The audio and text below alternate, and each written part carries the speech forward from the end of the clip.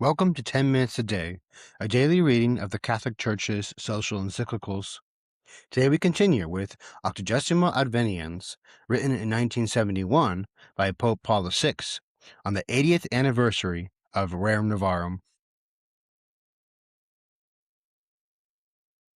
The two aspirations, to equality and to participation, seek to promote a democratic type of society. Various models are proposed, some are tried out, none of them gives complete satisfaction. The search goes on between ideological and pragmatic tendencies.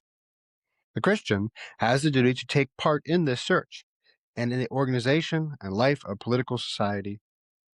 As a social being, man builds up his destiny within a series of particular groupings, which demand, as their completion and as the necessary condition for their development, a vaster society, one of a universal character, the political society.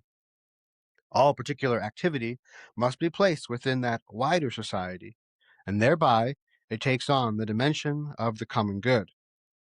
This indicates the importance of education for life in society, in which there are called to mind not only information on each one's rights, but also their necessary correlative, the recognition of the duties of each one in regard to others. The sense and practice of duty are themselves conditioned by self-mastery, and by the acceptance of responsibility and of the limits placed upon the freedom of the individual or of the group.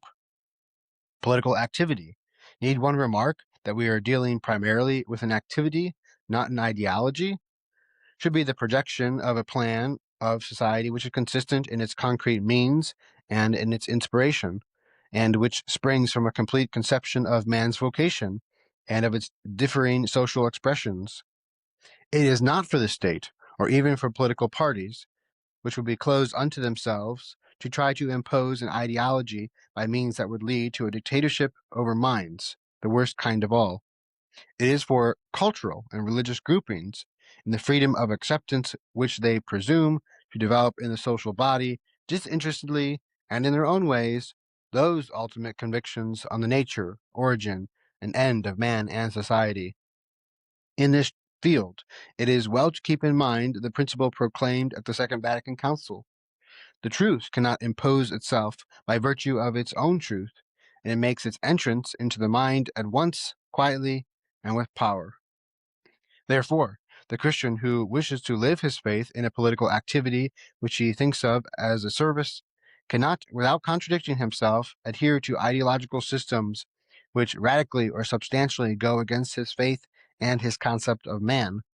He cannot adhere to the Marxist ideology, to its atheistic materialism, to its dialectic of violence, and to the way it absorbs individual freedom in the collectivity, at the same time denying all transcendence to man in his personal and collective history, nor can he adhere to the liberal ideology which believes it exalts individual freedom by withdrawing it from every limitation, by stimulating it through exclusive seeking of interest and power, and by considering social solidarities as more or less automatic consequences of individual initiatives, not as an aim and a major criterion of the value of the social organization. Is there need to stress the possible ambiguity of every social ideology? Sometimes it leads political or social activity to be simply the application of an abstract, purely theoretical idea. At other times, it is thought which becomes a mere instrument at the service of activity as a simple means of a strategy. In both cases, is it not man that risks finding himself alienated? The Christian faith is above, and is sometimes opposed to the ideologies, in that it recognizes God, who is transcendent, and the Creator, and who, through all the levels of creation, calls on man as endowed with responsibility and freedom. There would also be the danger of giving adherence to an ideology which does not rest on a true and organic doctrine, take refuge in it as a final and sufficient explanation of everything, and thus to build a new idol, accepting at times, without being aware of doing so, its totalitarian and coercive character. And people imagine they find in it a justification for their activity, even violent activity, an adequate response to a generous desire to serve. The desire remains, but it allows itself to be consumed by an ideology which, even if it suggests certain paths to man's liberation, ends up by making him a slave. It has been possible today to speak of a retreat of ideologies. In this respect, the present time may be favorable for an openness to the concrete transcendence of Christianity. It may also be a more accentuated sliding towards a new positivism, a universalized technology as the dominant form of activity, as the overwhelming pattern of existence, even as a language, without the question of its meaning being really asked. But outside of this positivism, which reduces man to a single dimension, even if it be an important one today, by so doing mutilates him, the Christian encounters in his activity concrete historical movements sprung from ideologies and in part distinct from them. Our venerated predecessor, Pope John the 23rd, in Pacem and Terris, already showed that it is possible to make a distinction.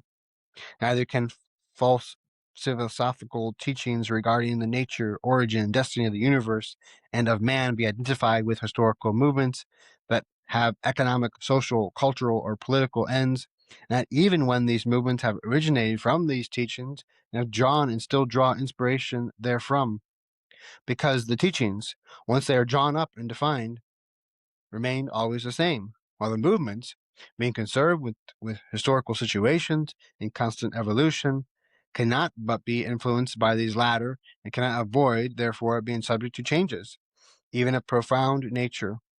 Besides, who can deny that those movements, insofar as they conform to the dictates of right reason and are interpreters of the lawful aspirations of the human person, contain elements that are positive and deserving of approval? Some Christians are today attracted by socialist currents and their various developments. They try to recognize therein a certain number of aspirations which they carry within themselves in the name of their faith. They feel that they are part of that historical current and wish to play a part within it. Now this historical current takes on, under the same name, different forms according to different continents and cultures, even if it drew its inspiration, and still does in many cases, from ideologies incompatible with faith. Careful judgment is called for. Too often, Christians attracted by socialism tend to idealize it in terms which, apart from anything else, are very general: a will for justice, solidarity, and equality.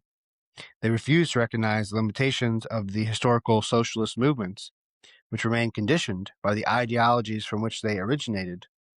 Distinctions must be made to guide concrete choices between the various levels of expression of socialism, a generous aspiration, and a seeking for a more just society, historical movements with a political organization and aim, and an ideology which claims to give a complete and self-sufficient picture of man.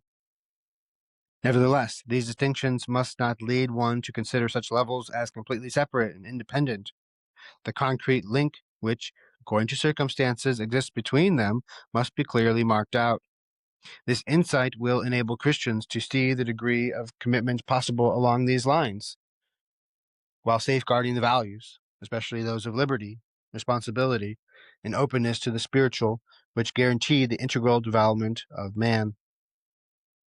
Other Christians even ask whether an historical development of Marxism might not authorize certain concrete rapprochements.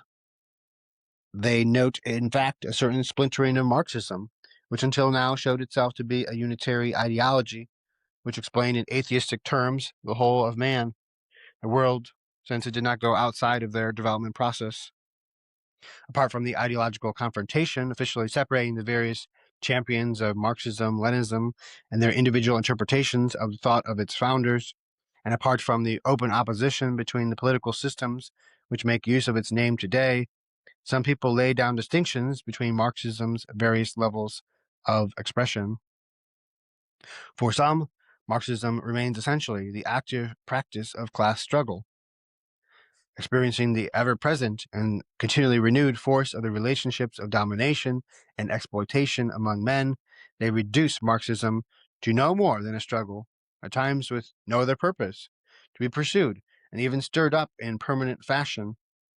For others, it is first and foremost the collective exercise of political and economic power under the direction of a single party, which will be the sole expression and guarantee of the welfare of all, and would deprive individuals and other groups of any possibility of initiative and choice.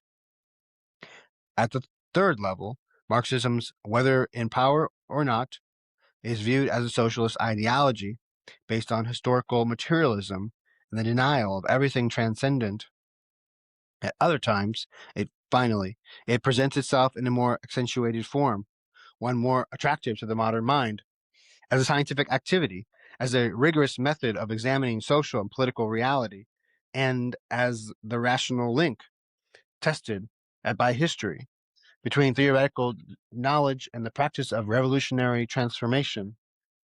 Although this type of analysis gives privileged position to certain aspects of reality to the detriment of the rest, and interprets them in the light of its ideology, it nevertheless furnishes some people not only with a working tool, but also a certitude preliminary to action, the claim to decipher in a scientific manner the mainsprings of the evolution of society.